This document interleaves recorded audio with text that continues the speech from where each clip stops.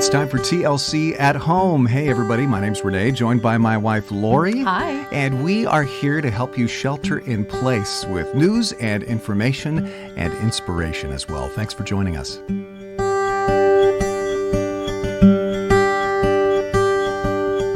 Well, I can't believe it's episode 7 already of TLC at Home. Well, time flies when you're having fun. That's for sure, right? We're having a blast. Actually, we are. It's been fun with you sheltering in place, and you've stayed busy gardening. Our garden has never looked better, honestly. It is amazing.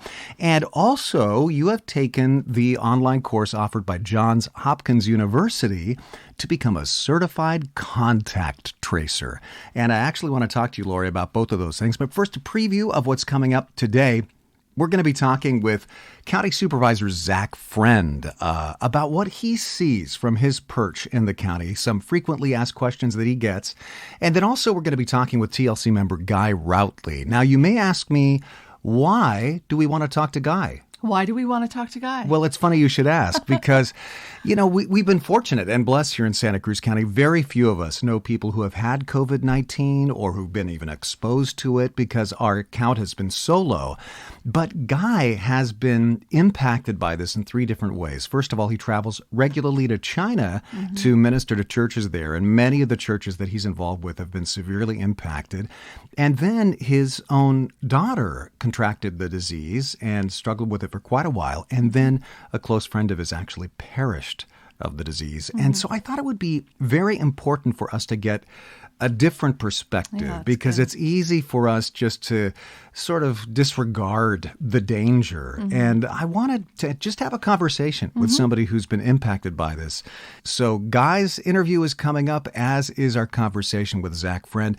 But first, Laurie, I am dying to know, and I'm sure our audience is dying to know as well, what was it like taking this contact tracer certification course through Johns Hopkins University? What does it mean to contact trace? We've been hearing that term a lot. What is it actually?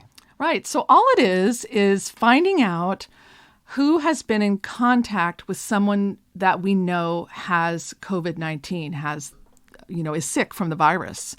So you want to find out who those people are that they've been in close contact with so that they can quarantine, separate themselves from other people so they then don't pass it on. Okay, but actually, how is it done? How do you trace it? So you actually call the person who is sick, who has had a positive diagnosis, and then you ask them questions about when they got sick so that you can figure out when they would have been contagious, so to speak, which is 2 days before you actually feel sick. You're already passing the virus around. So then you try to find out who they were in close contact with during their time of being infectious. So basically, it's phone interviews where you're sort of playing detective over the phone. Right, exactly. And now you are a certified contact tracer because of this Johns Hopkins course. Yes, I passed my test, and I now have a certificate saying I passed it. I'm not actually doing this work yet. I have volunteered with the county, but have not been yet called. So who knows if I'll actually get to do it. But even if I don't, it was really very interesting for me. For instance, I didn't know that contact tracing is a tool that's been used in public health for a long, long time. And in fact, you remember the really horrible Ebola outbreak that took place a couple of years ago in West Africa. And it was through contact tracing that they were actually able to put a stop to that virus. It was one of the most important tools they used. Well, I want to ask you a follow-up question to that. But first, let's listen to my conversation with our district supervisor, Zach Friend. I was having a conversation with Zach the other day, and he said his email is just full with hundreds of emails every day, and all great questions, but many of them are somewhat similar. So I thought it would be really a service to our congregation and to Zach for him to come on and answer the most frequently asked questions, because I know that people who listen to this podcast probably have those questions. So here's my conversation with Zach. Well, it's great to be joined by Zach Friend. Zach is Santa Cruz County Supervisor for the district that Twin Lakes Church is in. You can also catch Zach regularly on the Fox News channel as a guest commentator. Zach is also the author of On Message. That's one of my favorite books on communication. I recommend it to everyone, even though I don't always practice its wise principles. Zach, it's great to have you here. And how are you and Tina and Elliot doing during all this shelter in place? Well, Rene, it's an honor to be on with you. Thanks for asking me. And we are healthy. And that in and of itself, I think, is one of the biggest gifts that anybody has ever given to my family. My That's right. family's healthy. Tina and Elliot are healthy. But it's hard. And I know that a lot of people listening recognize how hard it is. It's hard uh, to explain to a 5-year-old what's going on.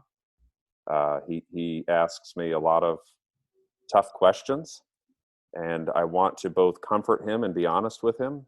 I think he can see the stress on his parents, and we just want to create an environment for him where he feels loved and nurtured and protected. And we still, though, have very jobs where we recognize we work for a lot of other people in our community. My wife is the city manager of Scotts Valley and puts in 70, 80 hours a week helping out that community. And I'm a county supervisor for 60,000 people, and I'm doing the same. And we're still trying to be great parents and a great husband and wife to each other. It is a lot, but to still have the opportunity to help people at this time, I think, is exactly why we're both drawn to public service. Somebody was asking me, how's it going? And I was saying, I don't think I have worked this many hours since maybe I first came to Twin Lakes Church 26 years ago now. And I hear you saying the same thing. I'm busy, and yet this is exactly the sort of thing that I got into ministry for. What's been interesting is that we've actually seen a return toward institutions. I mean, the problem is so large that an individual couldn't solve it, and even a business or a nonprofit couldn't solve it. You're talking about literally trillions of dollars the federal government has put in. So government's the only thing that can do that kind of investment from a macro perspective. But at the micro level, government can't solve it. This is where you need churches. And Twin Lakes has been doing a phenomenal job, and local nonprofits and community groups, or even in my neighborhood. I tell you, I have never gotten to know my neighbors as well as I have now. And every single time somebody's going to the grocery store, they'll ask everybody in the neighborhood, do you need anything? When I'm out and about with Elliot, they're asking whether we need anything, and vice versa. It has actually been a real resurgence of the neighborhood in a way that's very beautiful. In fact, there are times that if you really stop and reflect on it, it's hard to not get emotional at how close people are becoming at a time of crisis, and recognizing that some people are even too proud to ask for help. But they would be willing to say, yeah, there's 3 things I need from the grocery store, or whatever it may be. Small things like that have enormous impacts on people during times of crisis. And I think that if any one of these institutions were to go, be it the government were to fail or faith communities were to fail, we would not be able to respond to the needs that our country has right now in any sort of way that would be effective. I think you're exactly right with your observation about the neighborhoods too. I was walking through our neighborhood just the other day, and I did get emotional. And it struck me the genius of Jesus saying, love your neighbor, like your literal neighbors. And as you say, just call them up, text them, hey, I'm going to the store. Can I leave anything on the porch for you when I get back? Man, that meets so many needs right there. Well, Zach, if you're like me, your email box is just flooded, and mine is, and I can't even imagine the level that yours is, with questions, understandable, honest, good questions about what's going on. But I suspect that, as they are for me, a lot of those questions are similar. And so I really wanted to give you a chance to address some of the most frequently asked questions to you in your email box in this format, so that people can hear from your own lips questions that they probably have. Let me start by saying it's confusing. I mean, realistically, it's hard to understand what's going on. And a lot of the questions I get are understandably confusing, meaning people just don't understand why they can or can't do something and what your authority is or isn't. And I understand that, and I respect that. And also, during a very heavy emotional time, it's hard to process the complexity of what's going on from a legal perspective. And so to back up from that, one of the most common questions I get is, why can't I, and then we'll fill in the blank, get a haircut right now, swim in my local pool, maybe use the beach at a certain time. Why isn't my local restaurant open for dining? Why am I not back to work? And because I work in one of those places. And so at a most basic level, the answer is the state has a shelter-in-place order that supersedes any local order unless the county order is more strict. And in our case, we have a handful of things that are more strict, like we have a beach order and the state doesn't. But overall, our order and the state order are the exact same. And we can't actually do anything in front of the state before the state or have a less restrictive. So the reason that a lot of these things aren't happening, like why can I not go to Twin Lakes Church to worship with others, is because we actually don't have a structure yet within the state that would even allow our county to consider it.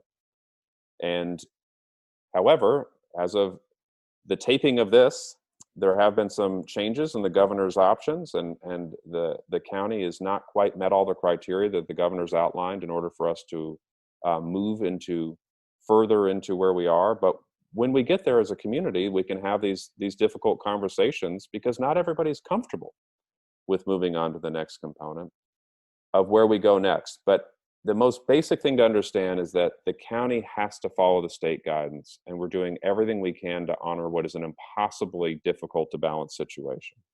Both of our email inboxes are full of people saying, don't open anything up because I want to protect everybody's life, including my own. And the other side of that saying, my life is being destroyed because it isn't open. Both valid points. Impossible to square the circle, though.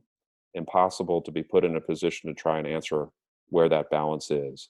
But there's good people working on it. I promise you that at the state and local level. That's the number one set of questions I get. And understanding that balance, I think, is most important. I think the second most common would be, when will this end? And it's almost like an existential question, Rene. I don't really know. I think that we are going to be in some sort of changed or altered reality for us for some time, at least 1 to 2 years, realistically. And that's why the shelter-in-place order is indefinite at the state level. It's a reality check that what we're used to seeing, even what we're used to seeing at our local schools, at our local churches, at our local grocery stores, while they may open up to some sense of what we're used to, they won't look exactly like what they did just a few months ago for probably a long time. It's a marathon and not a sprint, working our way out of this from an economic, emotional, and social standpoint. And so I can't answer that, but we're used to having end dates in life. And so that's probably the number 2 most common question I get. Zach, I have one more question for you. Sometimes I get the impression that when people are upset during times of crisis like this, they get angry at the government, and they tend to see all government officials from the city, county, state, federal levels as kind of the monolithic capital G government. And they see the government as oppressive. Do you want to address that a little bit? Well, I think it's fair. What I think is fair is that... You think it's fair when people see you as part of the capital B bureaucracy? Yeah, I do. And I'll say why. Because at the end of the day, I have a role in providing services that people may not feel satisfied with on behalf of both the county, the state, or the federal government. And I am their voice to not just the local level, but because I'm so accessible, as when you used to be able to go to a grocery store with other people, I was reminded every time I was in the grocery store, I'm the face. And when things are not stable, as we had talked about earlier, and you turn to institutions, if you don't feel like that institution's delivering, it's much easier to make it a nameless, faceless sort of thing, but to also turn to the face that you know to express that concern. I get that. I think that's fair. I think that that's fair because the core thing that's driving that is a lack is a sense of lack of deliverance from something that they trust or need to believe in. And if we were delivering everything that somebody needed in a time of crisis, I don't think that people would have that sense. And we have to always be able to do better, Rene, at these times. I mean, look, we've got 30 some odd million people unemployed. I've got 20+% in our county alone, people unable to pay the rent. 11 of my 13 family members lost their job. I mean, it's not a victory to be making somebody's life just incrementally better at these times. So I understand that. Do I think it's fair? Actually, part of me does. Do I know why I do this job? Yes. And so, if you personalize it, then you think it's unfair, but I don't personalize it. I've got a job to do to make people's lives better. And right now people are really hurting. And so until we actually deliver on that promise, that covenant, that's why we have a government, then we should be, people should be able to challenge it in a productive and healthy way. Sometimes the discourse isn't so much that way, unfortunately. Zach, thank you so much for what you do for the county. We really appreciate you. Thanks, Rene. Do you want to leave us with any last thoughts? When you look around, when you drive around the county, when you meet with people that you know virtually, in all these Zoom meetings, is there something that you want people to hear? We have already succeeded in saving so many of our neighbors' lives. Your sacrifice is not for naught.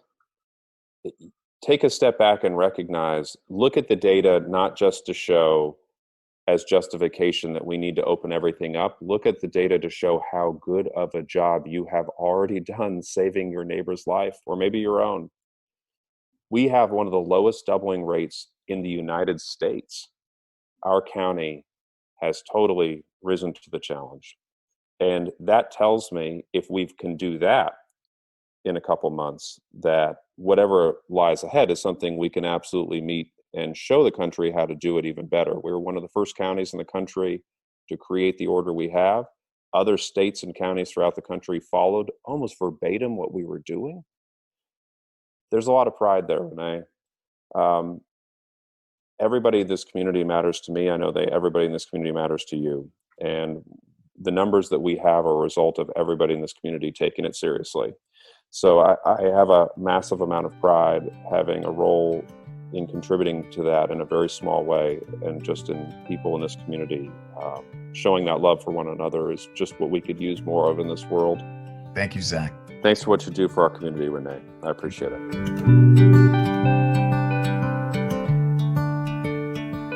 Santa Cruz County Supervisor Zach Friend.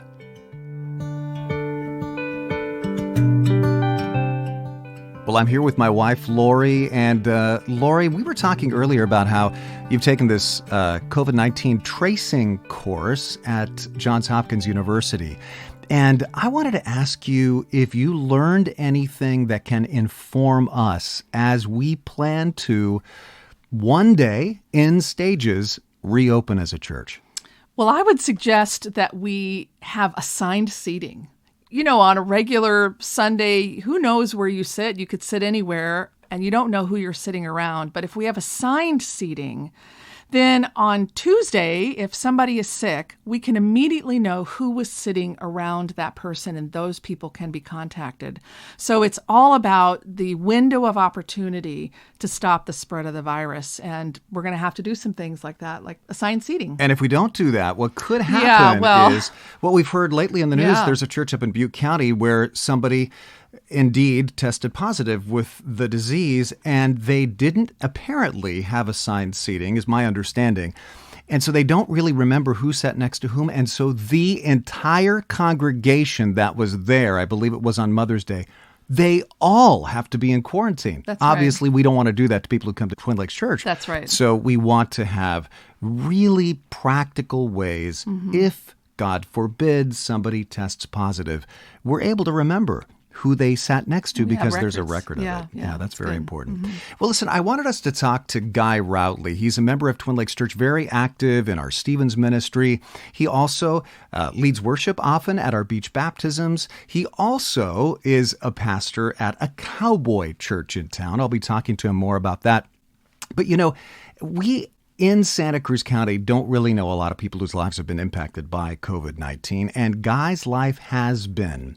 He has a family member who has been sick. He lost a loved one in Florida to the disease, and he knows many, many pastors and churches because of his frequent travel to China who've also been hit hard by this disease. And so he has a unique perspective on it that a lot of us here in our county don't have. And so I thought I'd have a conversation with him about it. Some interesting insights. And as we start the interview, I asked Guy to tell me a little bit more about the Country Cowboy Church gathering that he pastors. Basically what it is we like to do country music and do things more country style. It's okay to wear your boots and your cowboy hat, and we're trying to reach out to that branch of people that we have a lot of in this area. We have people with horses and people that like to live on, like that country lifestyle. I've been working alongside Coy Huffman, who is the founder of Cowboy Church International, for about 18 years. And Guy, that has led to ministry opportunities over in China, isn't that right? Yes, it has. And I've been there 3 times now. And we've also had the pastor of the church in Fushun come in. He actually played at Twin Lakes with Trent Smith, violin virtuoso. So we do have a nice special connection with a wonderful family and group of people in China. So I want to dig into that because you have 3 different ways that your life has intersected with this COVID emergency. You have your connections personally to China, where you're hearing things that we necessarily don't hear in the news. You have your personal connections to your own family. Your daughter contracted COVID and has gone through a lengthy struggle with that. And you have a friend who actually perished from the disease. So if you don't mind, I would like for you to give us some insight into what it's like, since so few of us know about this. Do you mind if I start with your own family, your daughter? How's she doing now, Guy? I just had a nice conversation with her last night. She is still in quarantine, and it's been 2 months. But she came down she works at one of the healthcare facilities. She was doing breathing treatments for the people that were infected with the disease in a special tent that was set up outside, contacted the disease. And her comment to me was, "Dad, you do not want this." Very painful, muscle aches, migraines, temperature fluctuations, that kind of a thing. Didn't really affect her diet or anything like that. But she said the body aches and the fevers and stuff going up and down. She says, "This is the most miserable thing I have ever had." Wow. How can we pray for her? Just that she keeps her spirits up and that God heals her from the virus, as well with everybody. Between the people I know in China and others, we need to collectively, as a world Christian body, be praying that God has an intervention, takes care of this virus, heals it, eradicates it from the world, and then in turn we give him the glory and we thank him for his just precious care for all his children. Amen. Well, let's switch to the Chinese church since you brought it up. What are you hearing from your contacts, your friends over there about the progress of the disease, maybe how it's impacting churches, The churches have been closed since the first week in January, I believe. Maybe, I think it was about that time. And they have not been able to reopen. They have reopened some of the shopping and things like that so people can move about. I heard 2 days ago from my host family over there. She is an English teacher at the largest middle school in Fushun. But I couldn't get, when you talk with China, especially in the Christian blanket, you have to be very conscious about what you verbalize and how you verbalize it. So it's hard to get real hard answers on certain things because we have to be vague. Now let's talk about your experience with your friend, if it's not too painful for you. No, that's fine. I guess it's been over a month and a half ago, they had the cruise ship that they allowed to come into Fort Lauderdale, Florida. They happened to be on it, and they'd been on it for a month because they were going to different ports trying to dock and try to take care of the people that were sick. And Fort Lauderdale, Florida opened up their docks. They went in there, and once they had docked, he had just come down with the COVID virus. The day before, he was fine, but he tested positive. They put him right into a hospital, and that was the last place he ended up. The unfortunate part is these people are dying alone in a room by themselves. Family can't go in.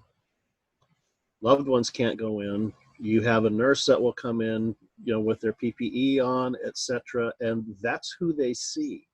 So, my heart goes out to these people that are suffering with it, because to think of dying alone with no support and nobody there breaks my heart. Well, one of the reasons I wanted to talk to you is, as everybody understandably gets tired of the shelter in place that we're in, and as people long to go back to normal life, people with small businesses longing to go back, and of course, as a pastor, I'm hearing from people who are reflecting what I'm feeling myself. We want to get back to in-person worship and gatherings again. And I appreciate so much that people are eager for that. I'm glad people aren't saying, oh, I can't, this is fine. Let's let churches, campuses stay closed as long as possible. I'm glad people are eager for it. I'm eager for it. But a lot of people are suggesting that churches just go ahead and fling their doors open pretty much immediately. And I imagine you have some thoughts on that. My thoughts are, and I miss my little group of folks. We share a meal every Friday. We'd play music together. I haven't played with my worship team. But because of the experiences I've had and talking with my friends in China, watching my daughter, we don't know enough about what this virus is and what it does and how it's going to affect us. If we just open our doors, and I know in my church I have several elderly people because I play a lot of the old style gospel music and the old traditional hymns. Boy, if one of them got sick and it went through the whole congregation, I would just feel terrible. It'd be the worst thing I could think I would ever have to be a part of. So how do we combat that? We've got to just trust our health departments and people that are our scientists that know more about what's going on, that they make good choices and they give us good recommendations on how to go about reopening our society. To have a second wave, as I'm hearing in some places like South Korea, Wuhan, where the virus we think started from, are having more cases come up again. What's this going to look like? But I don't want us to live in fear either. Our God is an awesome God, and he will take care of us. But we do have to be diligent about looking around us to see what can we best do to protect ourselves. And I think that's the challenge, especially for churches. And I think the church body in this area needs to work together.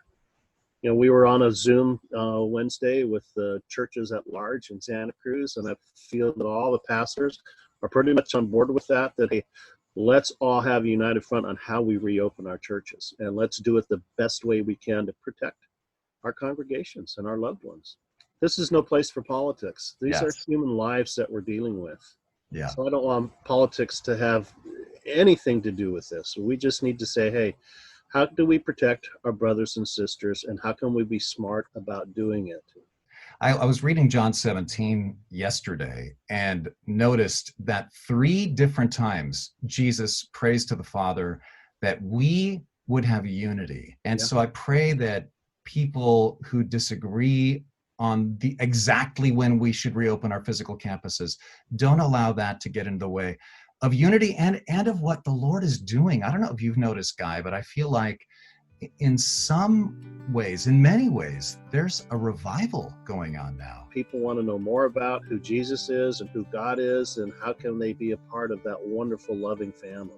Thank you guys so much for sharing your thoughts. I really appreciate it. You're welcome. That's Guy Routley talking about the impact of COVID-19 on his life and the lives of his loved ones. Well, thanks for joining us at TLC at Home, our podcast. I'm Rene with my wife, Laurie. And Laurie, you've been very busy gardening. You love and I have to say, honey, our garden has never looked better.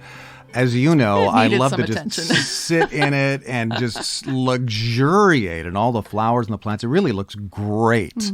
But you have told me you really get something out of gardening in a spiritual sense. Can you share that with everybody? There's so many lessons in gardening that are spiritual. Lessons about pruning and fertilizing and the proper soil and all of those things that Jesus used a lot of those things as illustrations actually when he taught. But what I really love when I'm outside, just being in God's world.